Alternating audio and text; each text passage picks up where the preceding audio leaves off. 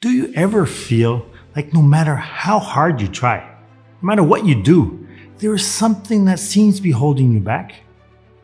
You want to follow God and do what is right, but there's always that one thing that you just can't seem to let go of. Guess what? You're not alone. Today's story is about a man who had everything. He had status, skill, ambition, but he still felt restless. That is, until he discovered the secret to true peace. And ironically, it was a battle that started it. St. Ignatius had once been a soldier and a nobleman consumed by the pursuit of glory and honor. But in the year 1521, a French cannonball shattered his leg at Pamplona and set him on an entirely, completely different path. Now, no one ever plans for a cannonball to hit, but sometimes that's exactly what it takes to wake us up. For St. Ignatius of Loyola, the cannonball shattered more than just his leg. It shattered his plans, his ambitions, and everything that he thought his life was supposed to be. He was stuck in bed, unable to chase the glory he once lived for, and he wrestled with a question that changed everything. What if this isn't the end, but the beginning? But here's the thing. Getting hit by a cannonball doesn't just happen in history books.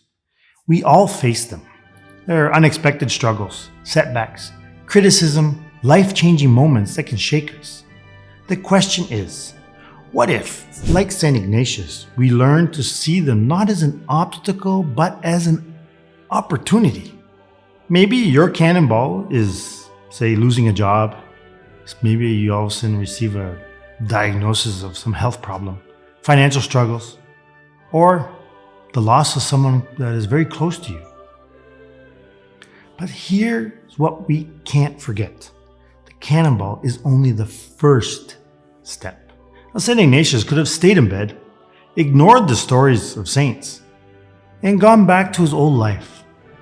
And just like him, we could ignore our struggles, dismiss what's happening in the world, and we would miss the opportunity God is placing in front of us. Now, those cannonballs, they're inevitable. What matters is what we do next. So, let me get my trusted magnifying glass and let's uncover what most people miss about the moment that changed St. Ignatius' life forever. Now, it was March 24th in the year 1522, the eve of the great feast of the Annunciation. The weary traveler, St. Ignatius, made his way up the steps, the rocky path of Montserrat, a monastery nestled in the mountains of Spain. After his recovery and conversion, St. Ignatius set off on a pilgrimage to the Holy Land. And his journey began in his ancestral home in Spain, in the Basque region of Spain, taking him to a cave near Manresa, not far from the Abbey of Our Lady of Montserrat. For months, something had been weighing him down. He had always dreamed of being a knight and winning battles. But while he was in his recovery and reading the stories of the saints, and something inside him changed. Now he had come to Montserrat for a specific reason. Now, for you to situate yourself, Montserrat is a 640-kilometer trek, roughly 400 miles. It's like walking from, say, Toronto to Trois-Rivières, Quebec, or if you're in the UK, you're walking from London to Glasgow, or Melbourne to Canberra if you're in Australia. But it was on foot. He had an injured leg, and the route wasn't nicely paved with asphalt, but it was across an unforgiving terrain. Yet, St. Ignatius was driven and dedicated. He realized that the greatest heroes weren't knights in shining armor. They were the ones who gave up everything for God. And now, standing before the beautiful statue of Our Lady of Montserrat, he knew he had to make a choice. Montserrat had become his temporary sanctuary.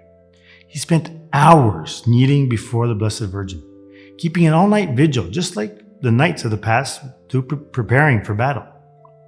But this time, he wasn't fighting for earthly glory. He was offering himself as a soldier for Christ. Then, in a symbolic break from his past life as a soldier of Spain, he did something very radical. He laid his sword on the altar before our Blessed Mother.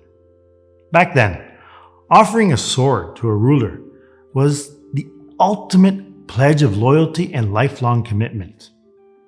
So, by laying down his sword, St. Ignatius made a profound statement. He no longer served an earthly king, but the King of Heaven. He left Montserrat as a humble pilgrim, ready to follow God's will wherever it led. This moment in St. Ignatius' life is a challenge to us.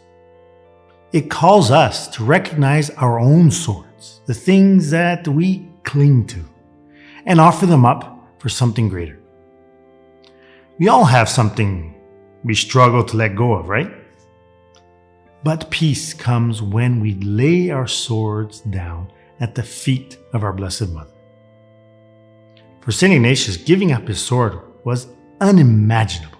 Yet, it didn't make him weak. In fact, it made him even stronger than ever. By placing his swords before our Blessed Mother, he placed his trust in something beyond the earthly power.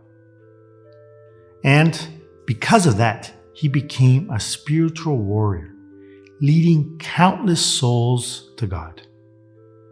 And that is why I want to invite you to do what St. Ignatius did. Entrust yourself completely to our Blessed Mother. He didn't just leave behind his old life.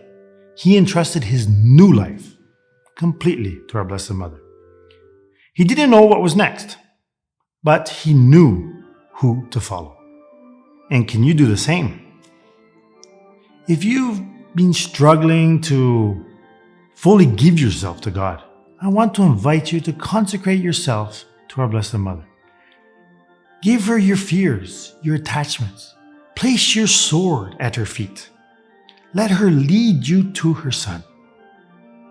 I will leave a link to the consecration in the description below. It's totally free, and you have nothing to lose. Now, it took a cannonball to redirect St. Ignatius' path. So, what is our wake-up call? What do we need to place at our Blessed Mother's feet? Well, the road ahead for St. Ignatius was uncertain. He had surrendered everything, but there remained one question. What next? How could he be sure that he was following God's will and not just his own desires?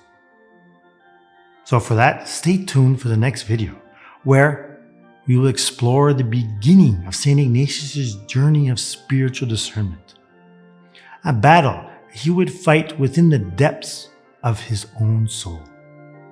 So, time is up. Hope to see you in the next video. God bless and Salve Maria.